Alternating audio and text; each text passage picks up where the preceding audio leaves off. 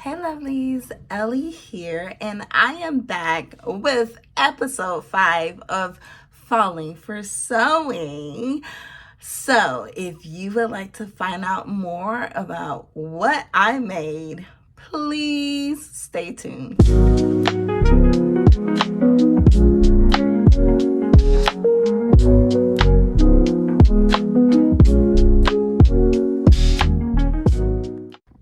So welcome back to each and every subscriber that has been here rocking with me, and welcome to all the newbies.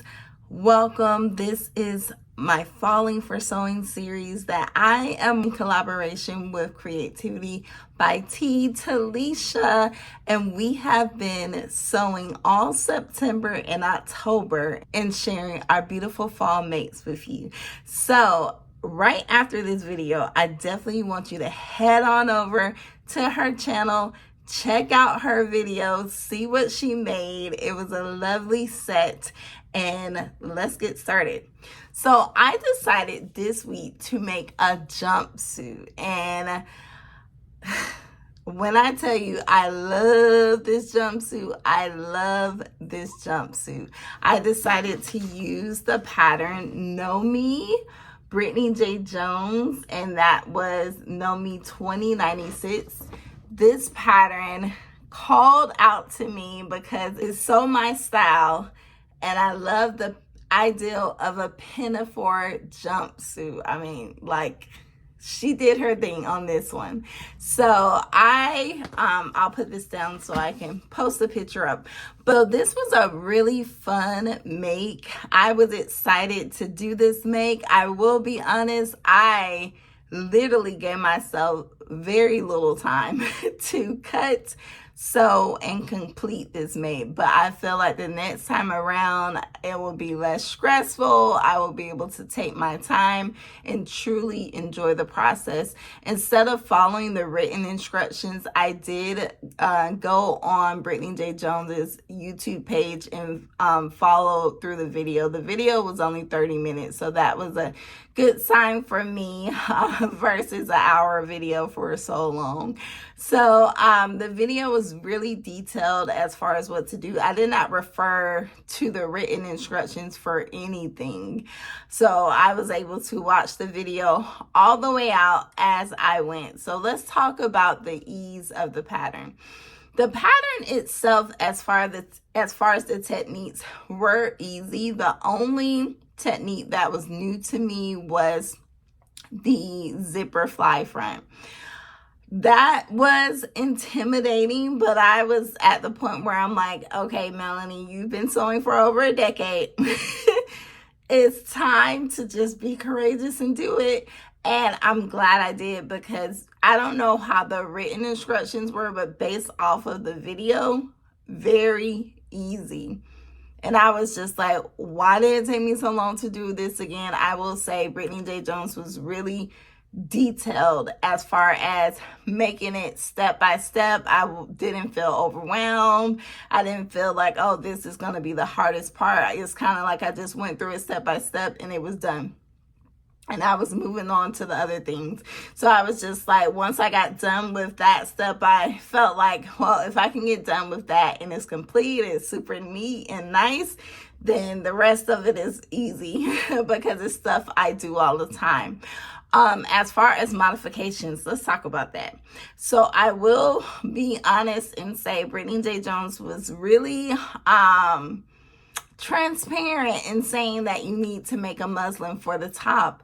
But did I follow her instructions? No, because I don't follow rules well.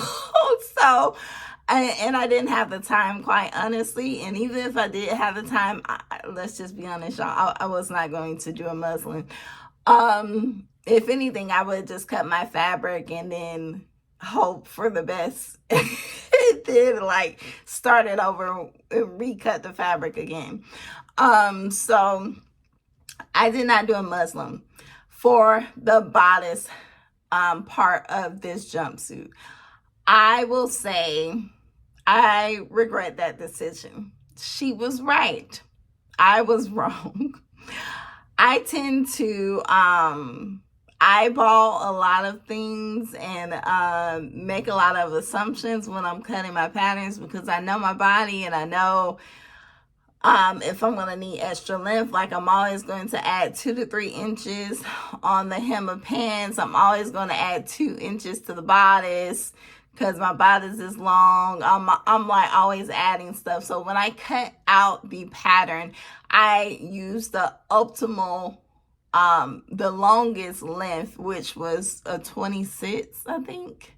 I cut a 26 in length, which added extra length to the top of the bodice.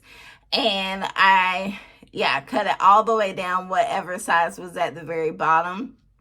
And then I cut the size for my width regularly. So I just added length to the bodice because that was my way of accommodating for my torso. But when I tell you, I have had to cut at least, I did not measure. I just kind of would take in 5/8, and then take in 5/8 again and see if it fitted right. I have probably taken off at least 3 to 4 inches minimum. So I don't know what's up with this bodice, because that's unusual. I am tall. I'm 5'9", and my torso is long, just as my legs are long. So I don't know if the pattern was just meant for my length torso for a tall person or what happened, but I am still, even with it being complete, I'm still probably going to go in and take a little bit more off of the length of the bodice because it's, I don't know, it's just super long. So that was one of the modifications, turned another modification to erase the modification that I did. So just keep that in mind. Like I said, you might be the type that does not want to do a muslin, but you might want to try. You might want to try and do it, because if not, you just don't know how it's going to fit if you're going to have extra fabric. I will say, if you're a short person, if you have a short torso, you might be trimming off a lot too, because like I said, I am very long. I don't know why so much fabric. I swear I did not add that much length to the actual pattern. I just cut the 26 for the length just because I wanted it to be the longest it could be. But there we go. Outside of that issue, everything else went well. I did have fun with the plaid. So let's talk about the fabric. This is the fabric from the video that I just posted last week from my JoAnns fabric haul. This was a very pretty fabric that I definitely wanted to use for this project. I had originally bought 3 yards. I had to go back and buy an extra yard. I did not use that extra full yard, but it was helpful because I knew I wanted to cut the bodice on the bias because I wanted that crisscross effect. I wish I had did it for the pants, but that just would have been way too much fabric for me to go buy extra on top of the fabric that I had. And I'm glad the way it turned out.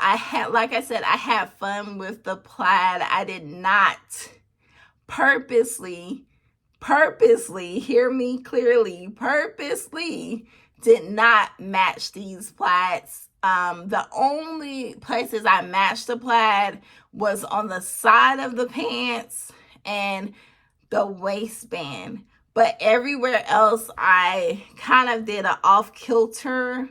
Hopefully I can show you a picture so you can see what I'm talking about. But I did an off-kilter design because I did not want the headache of lining it up evenly. So I said, hey, we're just going to do the crisscross effect for the top, and we are going to do this for the pants, so that way I have more leeway and I don't have to worry about, is it going to line up perfectly like I would usually do. And I'm glad I did that because it added some extra pizzazz. Even the portion of the waistband that is where the button is, I switched the plaid from vertical to horizontal. So you just see, I just kind of played around with the plaid because I didn't want it to look too uniform. Like, I wanted it to look different. So I'm glad I did that because I love this make. As I said, I did add length. I added about 3 inches to the pants. That's the perfect length for me. They are super long. They're like, you know, sweeping the floor. And that's how I like my pants. As I have said before in previous videos, I'm a tall girl. I don't know if it's childhood trauma from being in the water wearing too short pants, but I like my pants long, or I like them short. Like, I will do, you know, pants that are above the ankle on purpose, or they need to just touch the floor. No in between. No in between. So I definitely enjoy using the fabric. As I said, I had to go get more, so I do have about half a yard left, which means I will probably more than likely go get more if I want to make something else. Maybe I can get a mini skirt out of it. We'll see. That will probably be the only thing I can get out of it. As far as will I make this pattern again, I definitely plan to make this pattern again. I can see myself making this pattern in different colors, in different fabrics. As I said earlier, I probably will definitely make a muslin, or better yet, I have already made one because this was the muslin. I just had to keep changing it to make it the finished product. Yeah, so I will go off of what I did to this one to make the next one and go from there. Oh, of course we gotta name this garment, right? And the name that comes to mind for me that just explains the essence of this jumpsuit is Tartan Dreams. I mean, tartan is so iconic. It's the plaid that we all know and love. Every time I see this fabric, it reminds me of the holiday season, of the fall. I just want to watch a scary movie, drink some apple cider, give me some caramel popcorn, and bundle up. So Tartan Dreams definitely encompasses this make. So if you have not already, please make sure you like, comment, and subscribe. Also, go over to my Instagram and check it out. Let's be friends. Make sure you go over to Creativity by T's Instagram as well. Check us out. Check out our mates. And as I say in every video, please join us. We will be back next week with our recap, and we will get to shout out all of those who were able to participate in Falling for Sewing 2024. So this is your last week. Make sure you please tag us, tag Falling for Sewing 2024 or Falling for Sewing, or both, and we will see it and we will shout you out next week. Until next time, please enjoy this time of year.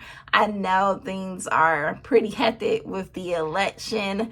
I myself have decided to prioritize self-care for the next few days. And wish great things are coming our way.